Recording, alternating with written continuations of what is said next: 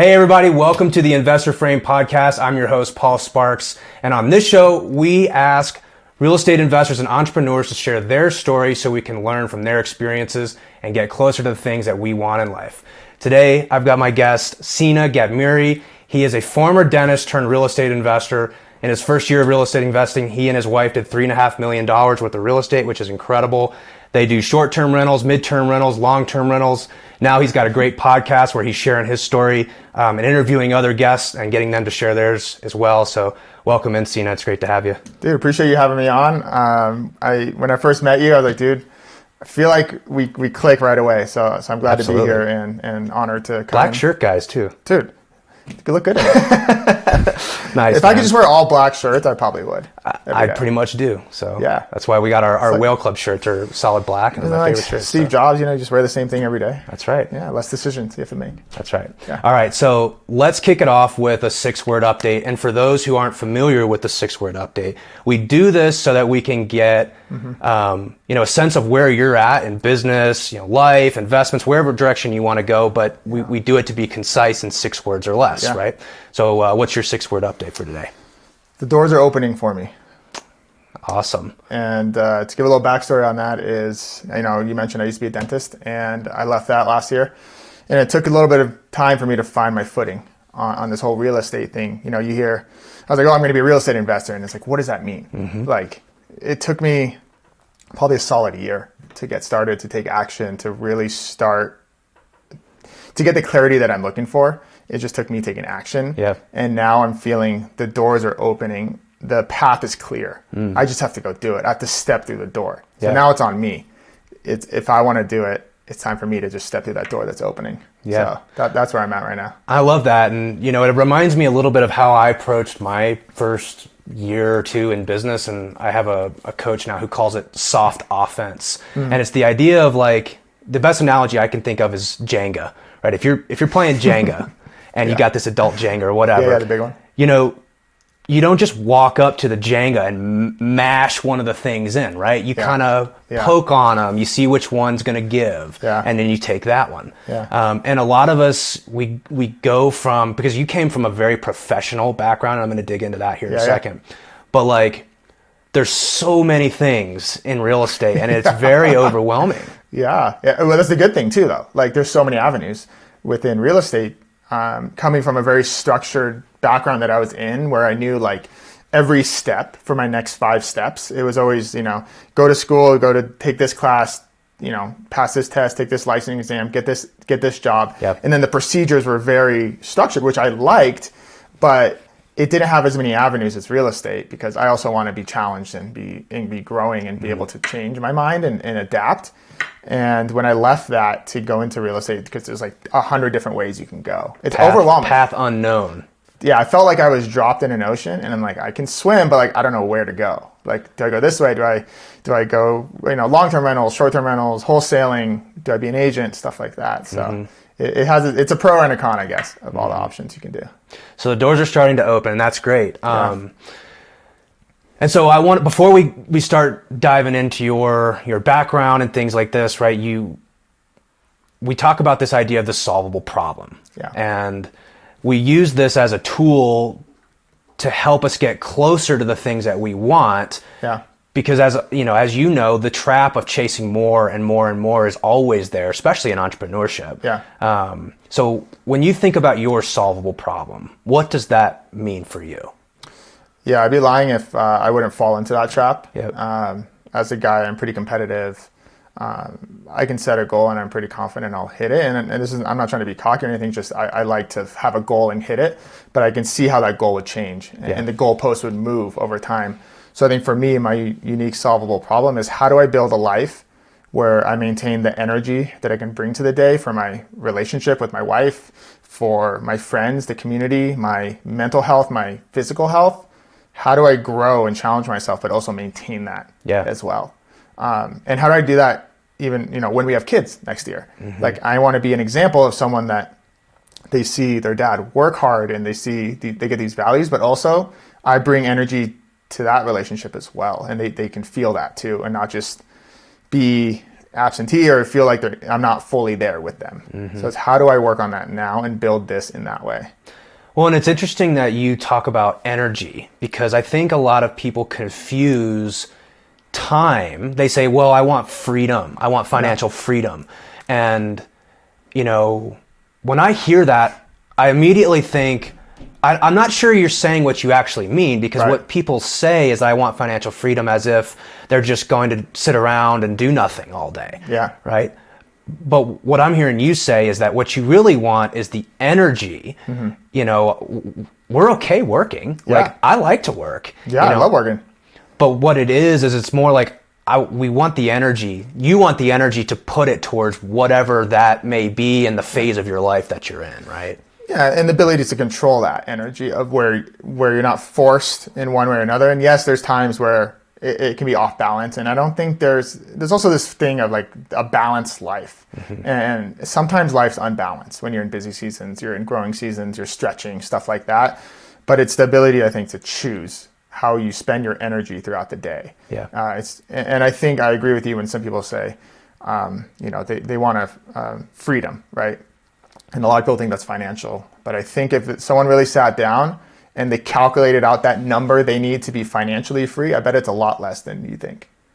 Yeah. If you actually added up everything, it's actually probably a lot less than you think. Well, and that's really the underpinnings of the solvable problem, right? Yeah. Is this trap of chasing more, because I'm sure, you know, you probably, like me, got into your professional career thinking, if I could make a certain amount of money, then I'll be good. Dude, I thought I was just going to make a ton of money the rest of my life and I'd be happy. Yeah. That's all I was thinking. I was like, dentist, I'm going to make like, you know, 300-400K a year and I'm going to be super happy. Like, that's the goal. And the wake-up call, man. Then you get there. You get there and like, man, I had the best job. I had like 4 days a week, no weekends. I had good pay. My trajectory on everything was good. But it was the energy, man. The energy at the end of the day was like, man, I wasn't fulfilled. You know, the money was there. The hours were good. On paper, everything was good. But at the end of the day, the energy was just like, man, this is not how I can show up to life for my wife, for my future kids, for my friends, for people I want to make connections with. So stuff like that. And there's trade-offs to everything, right? So tell me more about this. You know, you guys just moved to Denver recently. So you were in Austin, correct? Yeah, we moved from Austin, Texas. Got married last April. Yep. And we moved right after that. I think it was like 2 weeks after. Moved up to Denver. We've lived all over.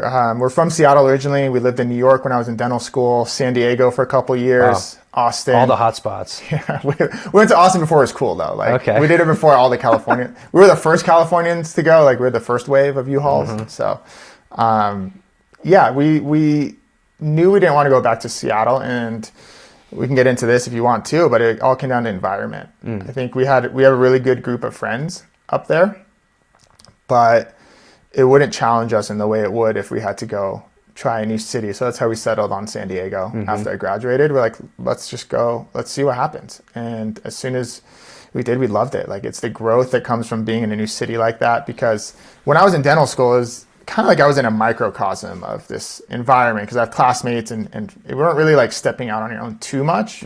But this was like a choice to go to San Diego and like try a different way of life. And ever since that, we're like, I think we want to not live in Seattle the rest of our life. So San Diego didn't work out. We went to Austin. We thought that would be our place, but we visited Denver a couple times. We're like, I think Denver is our spot to put down roots for what we're looking for, at least. So that's how we settled here. So where did the real estate bug come in? Man, it was in Austin, and I always thought about, like, I think I could be good at real estate. I was interested in the numbers. But I always told myself, you know, I'm too busy to do it. I didn't take enough initiative to find enough information out on my own. And then my wife and I have this friend and mentor, Steve Valentine. He sat down with us one night at dinner, and he has about $60 million of real estate in Phoenix. Wow. And he was just kind of breaking down some options on how you can, like the Burr method. Like I literally knew nothing about that. I didn't know you could take money out of a house and like go buy another one. They don't teach you this in school at all. No, you just get like the Pythagorean theorem and like that's it. Like, but he's showing me this. He's like, yeah, I just move the like money around and I buy houses and the tenant's paid off and then you get these tax benefits. I'm like, wait, what? Like, this is crazy. You have all these little piggy banks of houses. Like, that's amazing. Yeah. So that got me even more interested. And then it was that day I was just sitting at work at the end of the day, just exhausted. It was just one of those days. And I was just like, man, this can't be it for the rest of my life. Right. I can't do it. I was like, this isn't going to work. I can't be the person I want to be with this working this job and working this career. Yeah. So I got home. My wife was on a work trip. She got home that night and she sat down, we had a glass of wine. I was like, I think I want to leave dentistry and try real estate for 6 months. And I'll go back if it doesn't work out. So whatever that means. Yeah. And she's the ultimate hype woman. She's like, go for it. She has her own business. She's an entrepreneur for the last like 10 years. So she really was on board for that. And I'm lucky in that sense. And I'm also was fortunate that she has a business that we can lose that income for me to go do this. Cause I told her, I was like, I think I can blow this up. Mm-hmm. I just need some time. And she was super on board, but so I put my notice in that next day or that following Monday, 3-week notice. And as soon as I got left and it was like my first day on the job, I'm like, okay, so what do I do now? Like, what does a real estate investor do? And that was a struggle, man. Yeah. Dude, I'll tell you, I went from like structured to like figure it out overnight. And I don't know if I'd recommend that if I had to go back. Well, so we've talked about this, not on this episode, but on previous episodes, the idea of the barbell. Yeah. And this is what I love about this concept is it's multiple thousands of year old concept around how to mitigate risk. And that doesn't sound like that's sexy or whatever, but you know, when you're doing something new, the idea is that on if you're going to lift weights with a barbell, right? You don't load the weight in the middle of the bar. Yeah. It's either on one side or the other. And so the terms that we use to describe that is on one side, we want to have a reliable, stable, consistent, predictable side of our life, right? So that on the other side of the barbell, we can load that up with these upside plays, right? Yeah.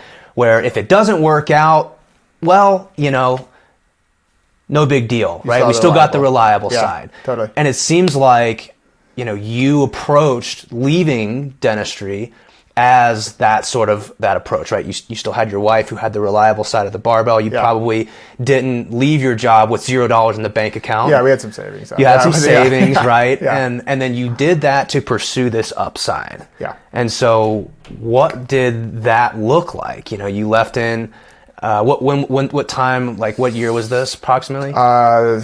July 2022 or 2021. Okay. Yeah. And so what did you do from there? Yeah, thank you for explaining that because that's a great way to put it. There goes more into the decision than just my wife said leave, and so we really looked at our finances and we looked at everything. We're like, there's no better time than right now. We don't have kids, we don't have a mortgage, we were just renting. Mm-hmm. We have plenty of savings right now, and it's the perfect time to just try it. Mm-hmm. And she was on board, and it was a really team decision on that.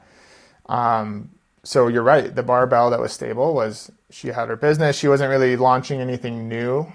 She was just kind of expanding on what she has. So she wasn't taking any big kind of risks in her business in the foreseeable future. So we looked at it as the upside would be, okay, what if this real estate thing works? Right. Like, I was like, I'm pretty confident. She believes in me a lot. And even when I sometimes doubt myself, I'm like, I think I can do it. Yeah. So we looked at the upside of, we didn't quite know what it was yet. But I was like, I think this can be bigger than just like me working as a dentist. Yeah. Like I just need some time and some ways to learn and some space to just learn it and really immerse myself in it. But I think this can be bigger than dentistry, and she was on board. So that was our barbell, that kind of balance between those two things. Yeah. And so one of the other things that it's called the parenting frame. And so this idea of like, well, imagine you're a parent and you ask yourself like, well, what can I do to prevent bad things from happening? Yeah. Right? How do I prevent bad things from happening? Yeah. And so I think a lot of times people get caught up chasing upside. Like I could make a lot more money when I do this, but what you find is when it really gets down to it, the people who have the most, positive momentum are the folks who say like, how do I first prevent bad things from happening? Yeah. Right. And that comes from the reliable side of the barbell. Yeah. That way you can go and spend 6 months to just, the Jenga game, right? Yeah. Press on some stuff, see what happens, Yeah. Soft offense kind of thing.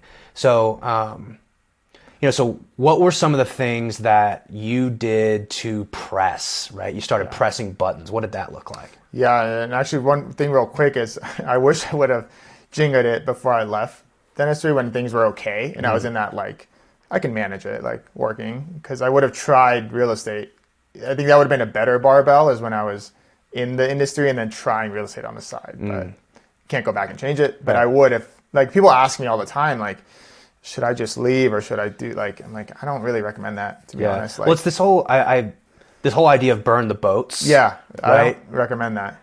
And what I don't like about that story is if you actually know what happened with Cortez in the 1500s, the option that he had was either win or if he was to go home, he would have been executed. Right? Yeah. We're not facing execution here, right? Worst case scenario is you can go back to your dentistry job. Worst case scenario is you can fall back. So this idea of just jump in with no safety net. Burn the boat. Yeah. I'm not saying it doesn't work. I'm just saying, like, why do that when you could, slowly work your way into it, get some, experience, feedback, build both sides at the same time, and then make the jump when you've got reliability built in. Yeah, but that doesn't sell why as are we well. acting like we're going to die? Right. The worst thing that usually happens is like Starbucks gets your order wrong. Like we don't live in a world where That's right. We're getting attacked.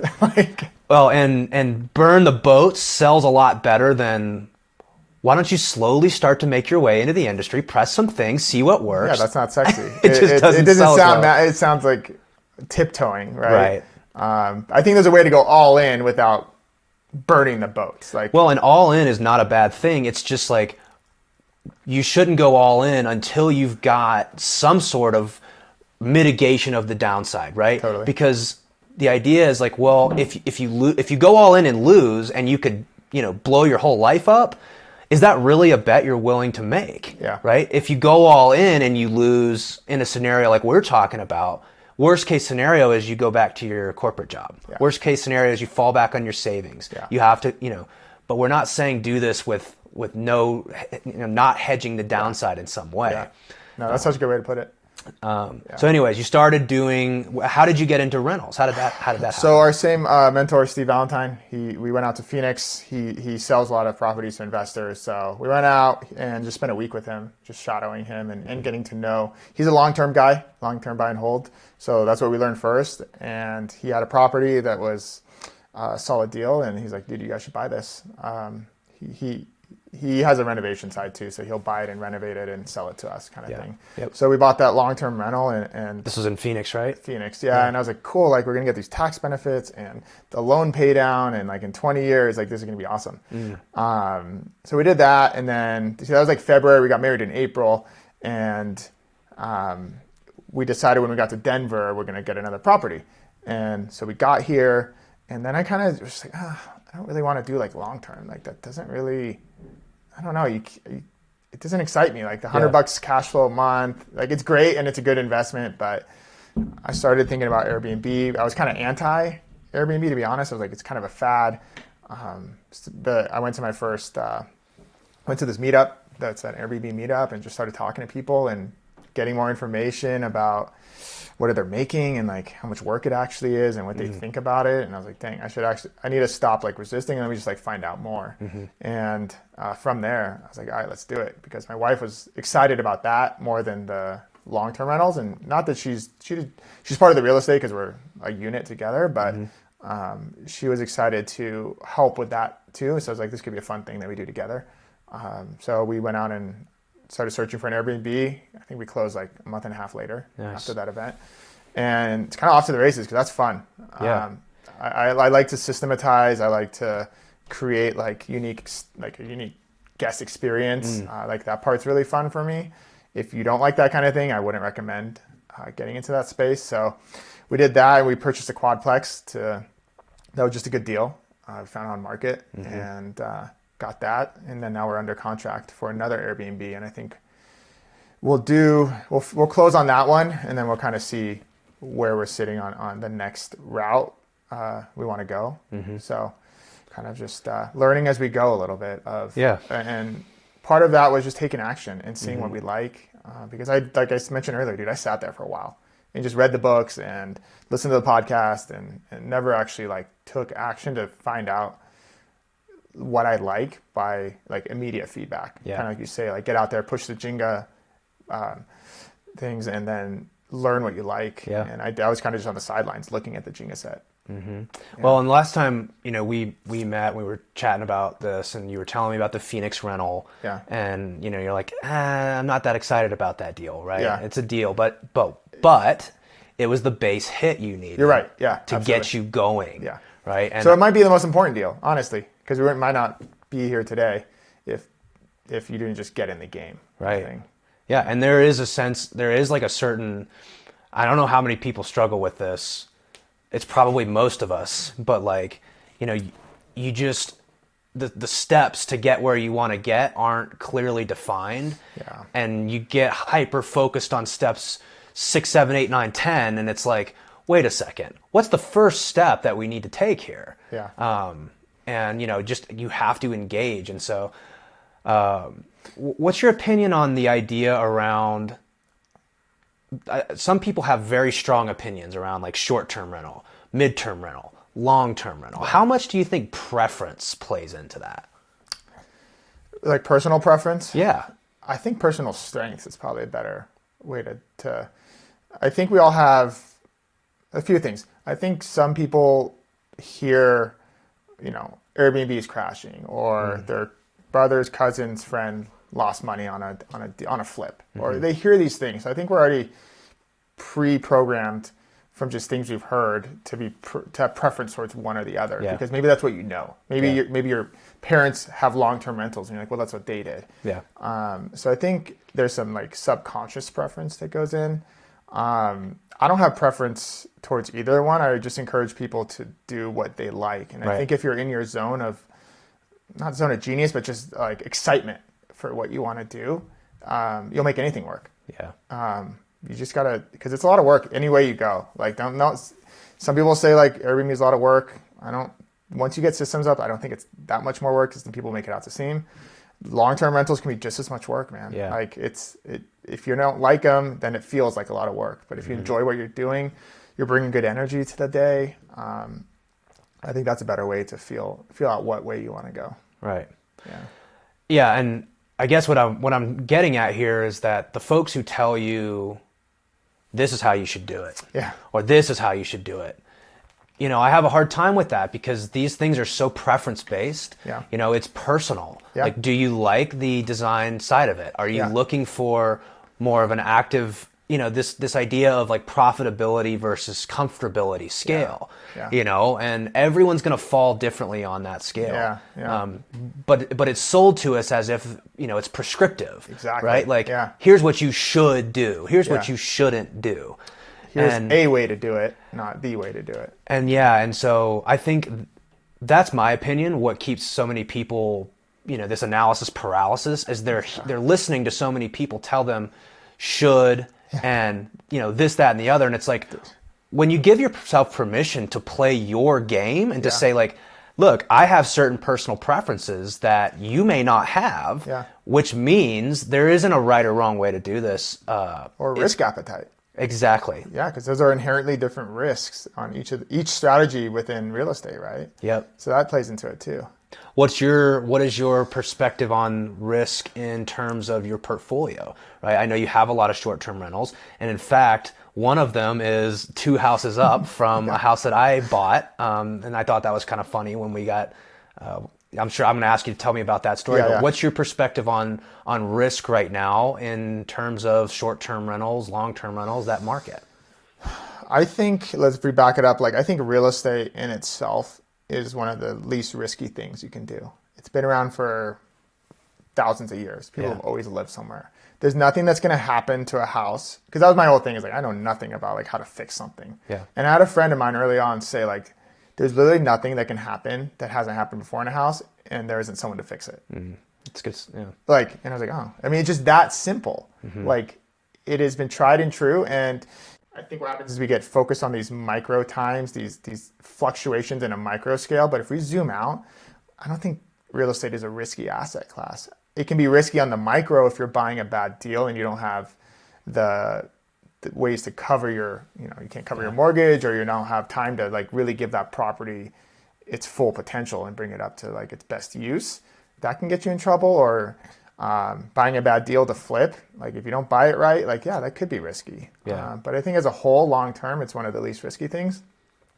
For me, it kind of goes back to, I guess Airbnb is deemed, it gets a rap for being more risky. But I think it's risky for people that aren't operating it for the new way Airbnb needs to be operated. The standards have just gone up. Yeah.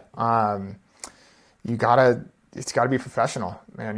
You can't just throw up like grandma's couch and rent it out. That is risky. I actually think buying the cheaper price properties is more risky than buying expensive properties. That's my personal preference. I think people that are looking for those high-end homes to travel will keep traveling even through the ups and downs. I could be wrong, but it's our data is showing that on our first Airbnb, and we'll see on the second one. Because they are a little more higher end. Yeah. Because we've seen deals that are, even half the cost. And I'm just like, I don't know, man. I don't think the upside is there. Yeah. And I'm looking for the upside right now. We have the risk tolerance and the ability to do that. Ask me in 5 years and we have a kid and I don't want to do that. Maybe I would change my plan. And I think that's what you really have to ask yourself is, do you have the time? And do you have the risk tolerance and the energy to put towards it? Because nothing's going to work if you're not really setting yourself up for success on any type of property. So, I mean, you and your wife bought $3.5 million worth of real estate in your first year of investing, which is a phenomenal number. Tell me about that portfolio. Tell me a little bit more about these deals. Yeah, so we have the Phoenix deal. That was $400. We bought it, and this one is pure luck. And I'm going to just like throw it out there. Like, straight up, it was in a part of Phoenix that appreciated super quick. So we actually went and refied it 6 months later, got our money out. Love it. Straight burr. Accidentally. We didn't do anything to it. We did some paint and carpet, put a renter in, and then our mentor Steve was like, dude, go refi that, because I think there's like 3 sold houses in that neighborhood. Well, what's the phrase? Like, it's hard to get lucky if you're not taking shots. Like, you miss 100% of the shots you never take. Yeah, right? You just got to get in the game to ride that wave, and that's a whole nother thing we can talk about. And then we have our Airbnb that we bought. That was $975 over in Wheat Ridge in Denver. The thing I liked about that deal was we got one of the last few licenses left for short-term rentals in Wheat Ridge. Because there's a couple like zones and 4 zones. Yeah. So we're in zone 2. I think there's only like 5 licenses when we bought the house left, and now it's gone. So no one else can get a license. I like that kind of artificial constraint of supply. Agreed. So we probably overpaid on that house $25-30 grand, but if you bought it in 2022, or 21, we all overpaid. It was 2022, so it was. And I hate to use the word overpay because the value to me was there because we operated it as a short-term rental and it returns really well. Is that one just a standard single-family house? Yeah, it was a 4-bedroom. We turned it into a 5. We did a whole backyard and got it ready for Airbnb. And that kind of goes back to like, if we just bought it and plopped it up on Airbnb, I'd be singing a different tune right now. Yeah. We really had to think about functionality and design and create the space for function for people that want to travel. So we had to go and do some renovations in there. Yeah. It was a nice house already. It didn't need a ton, but to optimize it, we realized like we need to take that extra month and make it right, which is annoying on the front end because you're paying out the mortgage while you can't have renters in there. But now we're like, okay, great. It's working. It's how we envision the house to be used. Awesome. And during that time, so I'm big on seller finance. I love it. I don't like dealing with banks. It's so annoying. Like, they ask me for so many pieces of paper all the time. You sound like a crypto investor. No, I don't do crypto. Not my thing. That's their whole thing, is they hate banks. So I hate for a lot of the same reasons that we hate banks, because it's like pulling teeth just to get. Anyways. Yeah, and ask me about pulling teeth. I know. Yeah. it's easier to pull teeth than to get a loan from a bank when you're an entrepreneur Yeah. and you don't have a W-2 job. Yeah. So at that same time, I found this quadplex, the one he used to live by apparently. And I just threw it out there. I was like, dude, would you be open to seller finance? And the guy was like, yeah. I was like, sweet. We had agents on the deal. It was on market, but we got that one for $1 million. I think the original price he had was like 115. We settled on $1 million seller finance, which was, we did 15% down, no balloon, 4.75 interest, and we're off. I'm like, great. I'm going to hold this note forever.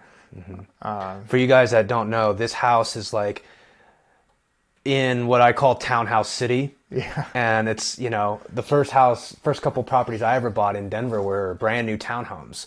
Why? Because I literally had 3.5% down and maybe not a penny more. And I'm like, I can't afford capital expense. Yeah. So let's buy a brand new house where I've got a year.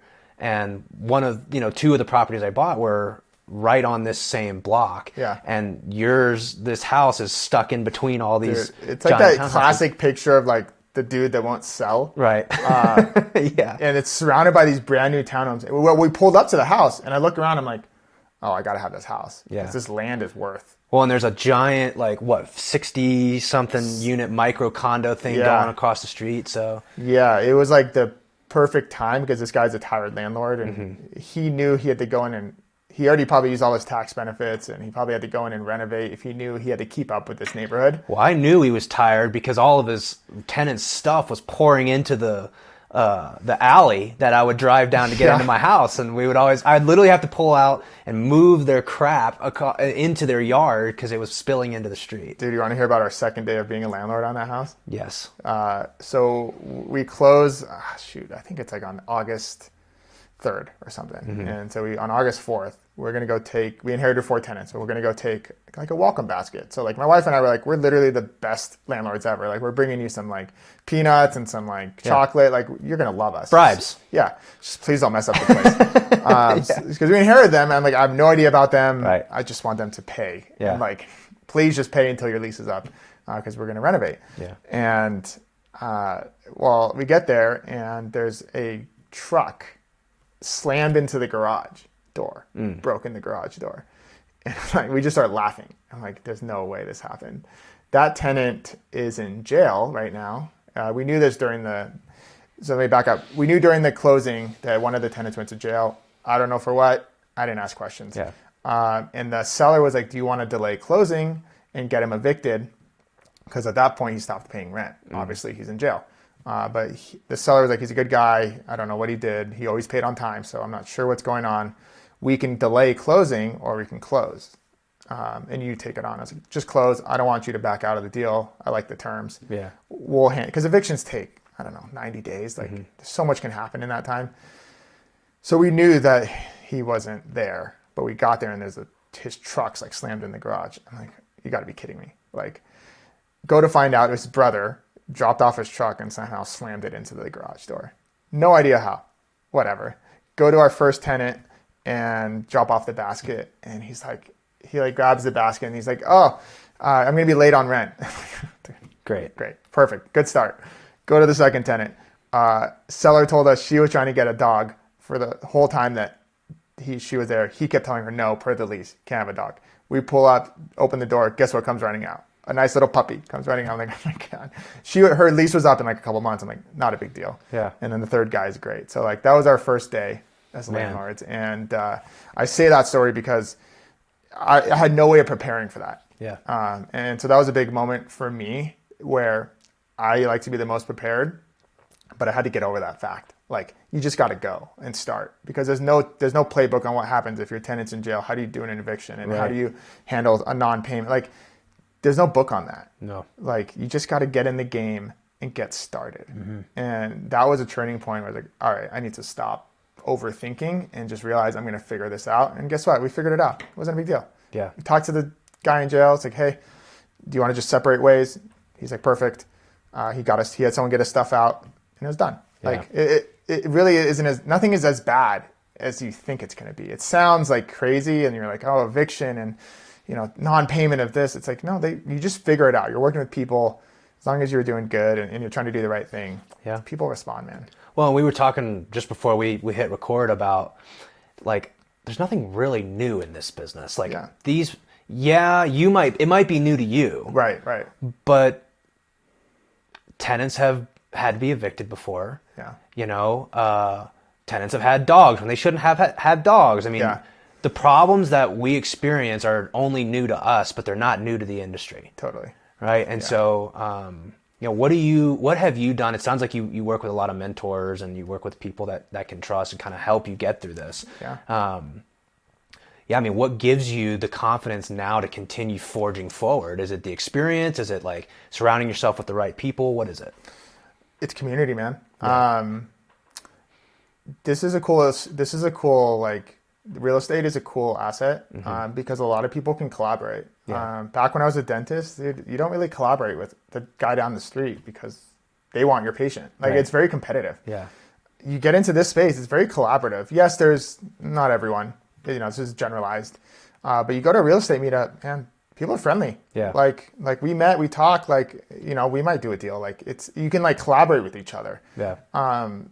And so right as we got to Denver, we just really like integrated ourselves into the real estate community and have made like such good friends, like lifelong friends that are also really experienced in real estate, to the point that like the other day, the furnace stopped working at our Airbnb and I have a guest checking in at 3. It's 12 o'clock. I notice on my app that the temperature in the house is like 58. I'm like, uh-oh. Immediately get on the phone, call a buddy. I was like, hey, dude, I need a furnace guy. You got one? You got 3 numbers right away. Yep. Like, got it. Like, this community looks out for each other. And that's what I've learned is like, you'll find a way to get it done. And so that gives me the confidence that, and it always goes back to nothing's new. There's always been a furnace that went out. Yeah. There's always a window that broke. Like we just found out like an hour before we recorded this. Yeah. We'll get it fixed. Just got a window guy. Like I built things up too much in my head. Like it's not as, it's just simple. It's just find the right person to get it done. And you get better and better and better at it as you go. That's what I found. It's like problems it's like, it doesn't get easier. You just get better. Yeah. You know, you just get better at dealing with it. You get better at, you're more resourceful and, you know, it's like, that's happened before. Yeah. Like, I know what to do now. Yeah. You're like, and now like, let's say I have another tenant that we need to evict or something, or I can figure it out. Like it's going to work out. Yeah. So since I am newer to it, it's not that I think I know everything, or that because I don't. I have so much to learn, and so much experience to get. Yeah. But you got to embrace that because you can't skip that part, right? Like you're new at something. The person you look up to that might know everything about real estate was also new at one point too. No one gets to skip that because you can learn all you want from books and podcasts and all that, but until you get in it and like get that skill from experience and build that confidence that you can figure anything out, you can't skip that, man. No, you can't. And you hear people all the time, even at every level, they're like, new problems. There's always something new. Yeah. But they have the confidence that they'll fix it. Well, what I like about this is that, you know, when we met for the first time, we immediately just started, you know, I say like comparing scars. Yeah. Right. Because it's like what you're doing in real estate is you get around someone who's been in it for a little while, or someone who's, you know, it doesn't really matter. We all have scars. Yeah. And that's what real estate investors do, is they just sit around and they show each other all their scars. Yeah. Like, check this one out. Right. And it's just something so fun about that. When you embrace it, man, it's fun. Like when you just back up, you're like, dude, look what we're doing. Like, right. You get to do something you like doing, and you're get to deal with like a multitude of people. Like there's just so many ways that this is fun that like some of the stuff that's inconvenient sometimes, it's not so bad. Yeah. Yeah. And what's the trade-off? What's the alternative? Right. What's the trade-off? For me, I'd be sitting behind a chair pulling teeth. You know, like this is still better than that. I'll handle a contractor. That's fine. Yeah. A lot easier. So, all right. So we talked about your portfolio, and I know that the one that you've got, the Airbnb that you've got next door to me, is hitting the market here pretty soon, right? Yeah, we're going to do medium-term rentals for traveling nurses. I love it. Yeah, it's right by the hospital, right by the train. I think I can get it cash flowing really well. What is your strategy for that? How are you? So, because I should say, I've done midterm rental.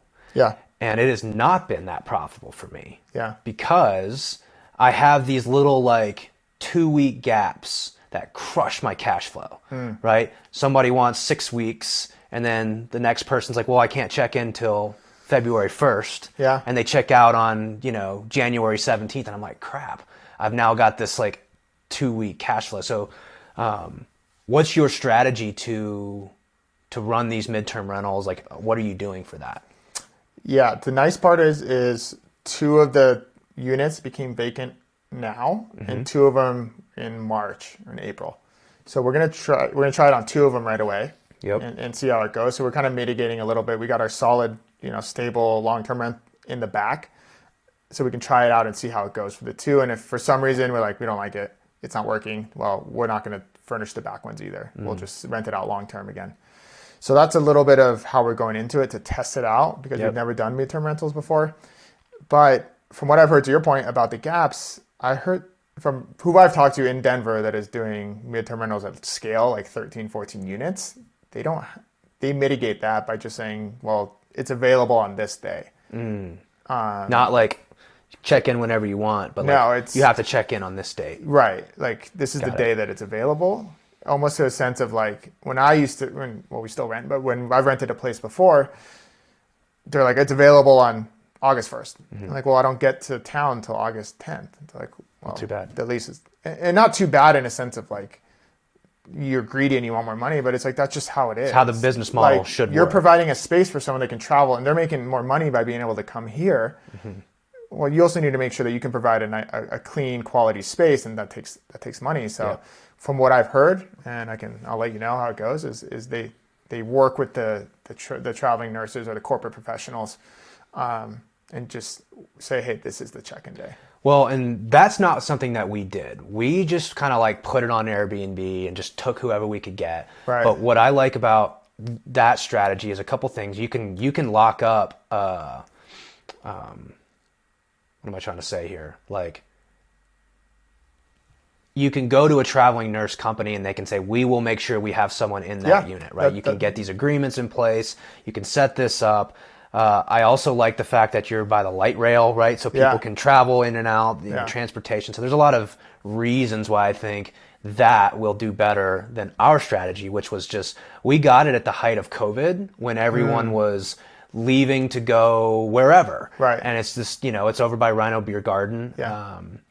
And it worked great, and then it just stopped working that great because we were going after the wrong demographic. There's not a lot of traveling nurses staying there because it's too far from hospitals. It's too far from, so, for those reasons, I just don't think it worked that well for us. But clearly the model works. Well, and the hospital, they can, the contracts from the hospitals are also flexible. So they can go to the hospital like, hey, I can't move in, and like maybe they can't get in early enough.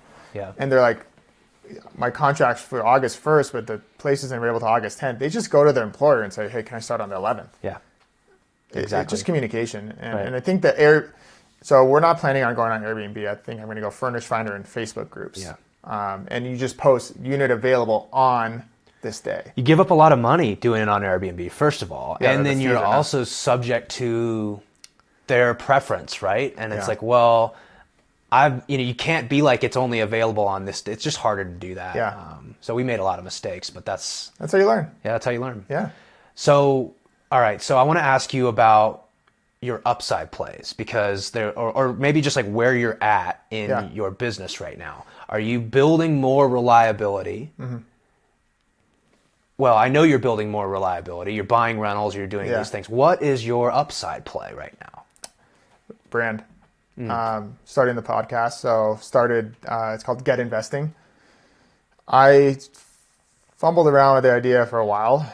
So my wife and I actually launched the podcast together as like a couple's real estate podcast, and quickly realized, so she has her own large podcast that she runs for women, personal development, women empowerment, but we wanted to do this one together.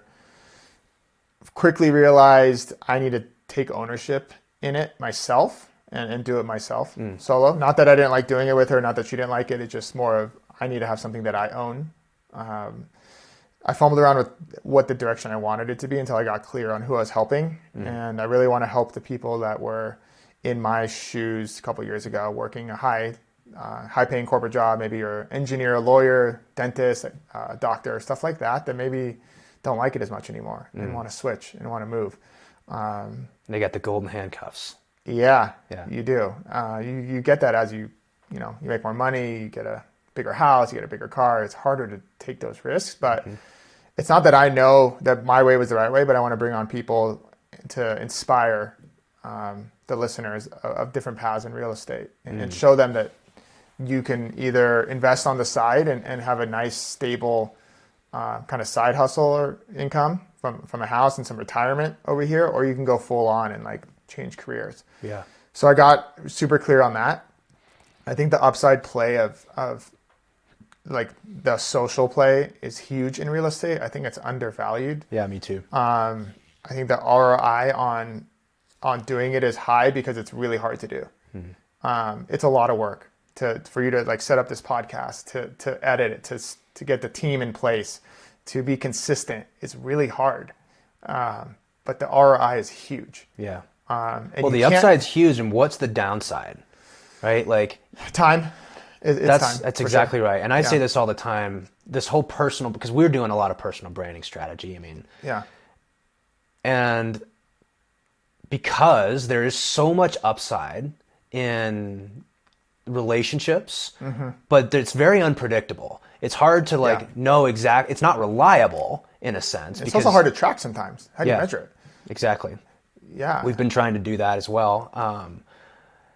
We've got it's a whole nother podcast around what we call relationship capital momentum, right? So I'm a freaking nerd, an engineering nerd. And so Isaac Newton's second law of motion is momentum equals mass times velocity. Yeah.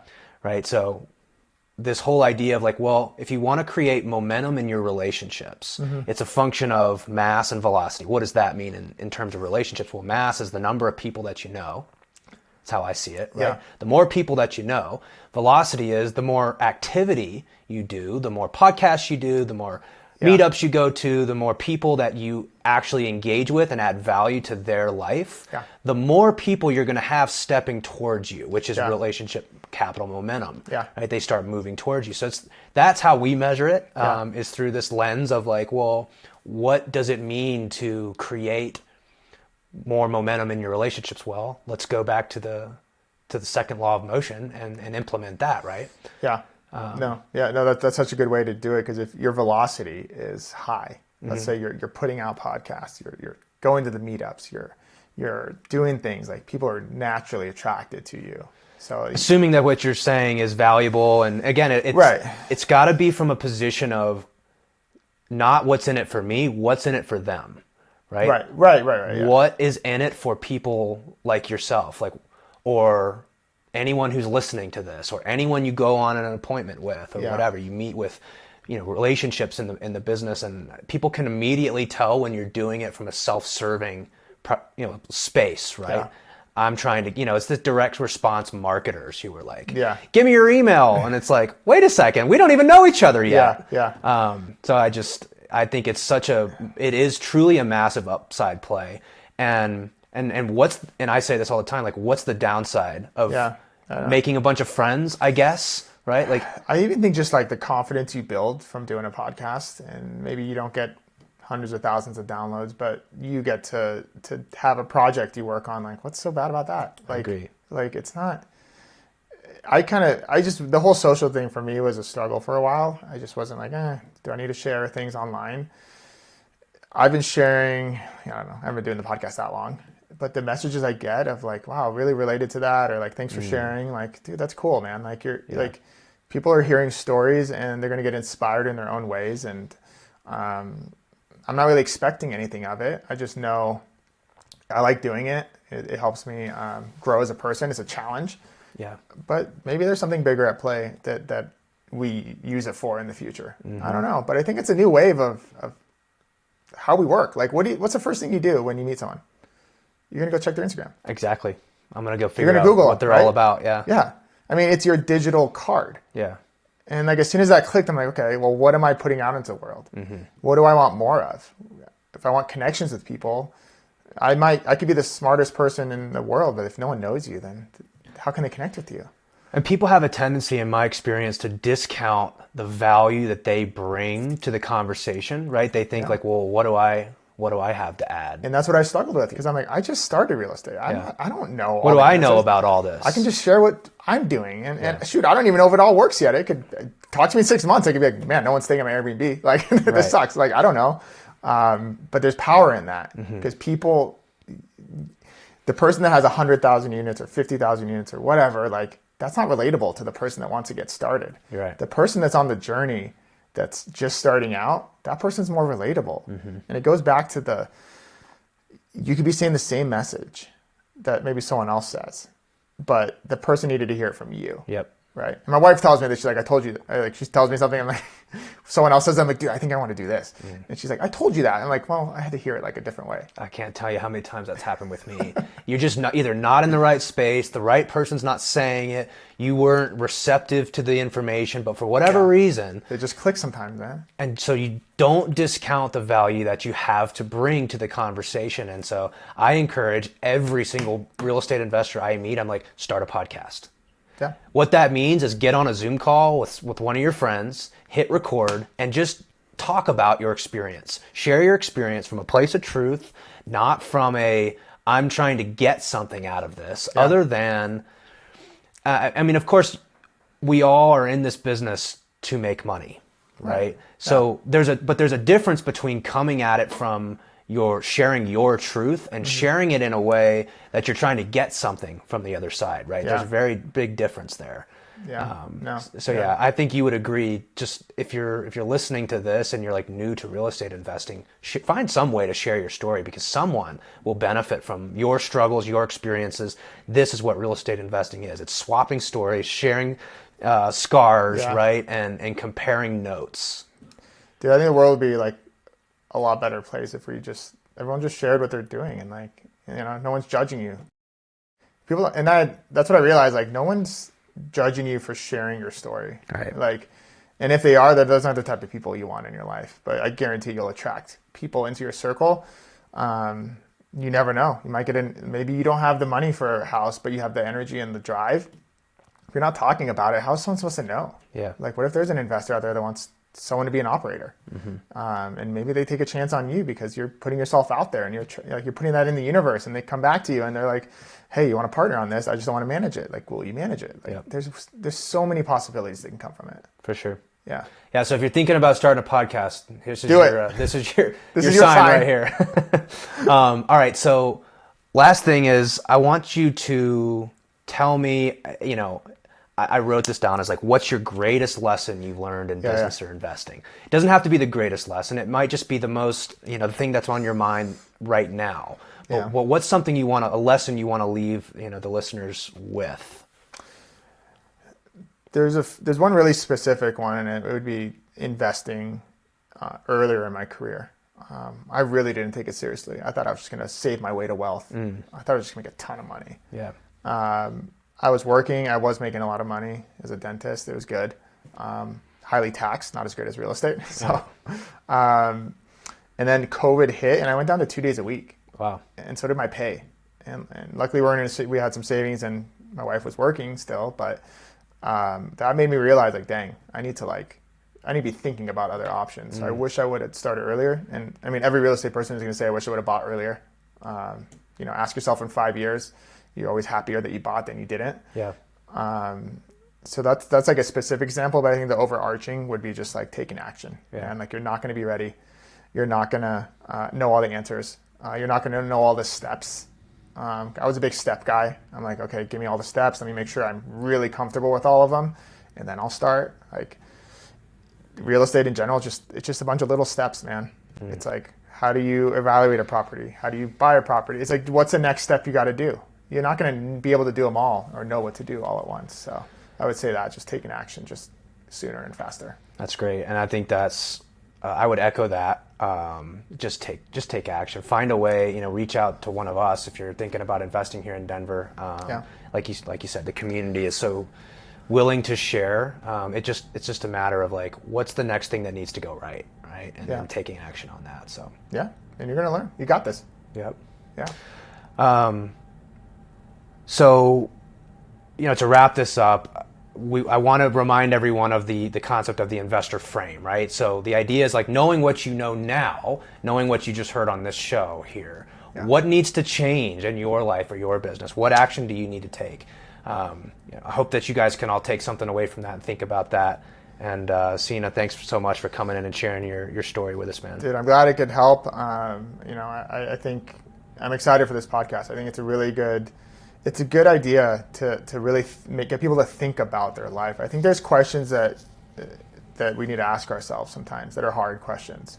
And I speak from experience. And it wasn't until I asked myself truly how I was doing and if I was really happy with this, where I was at in my life.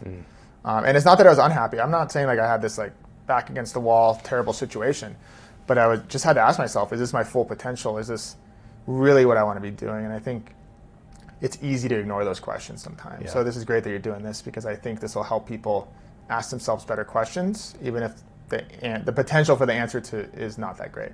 Yeah. Oh, thanks, cool, man.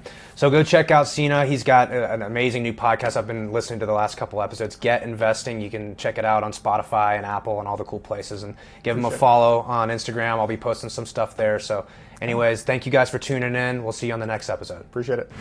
If you want to find out more about how we use the Certainty operating system in real estate, DM me the word certainty.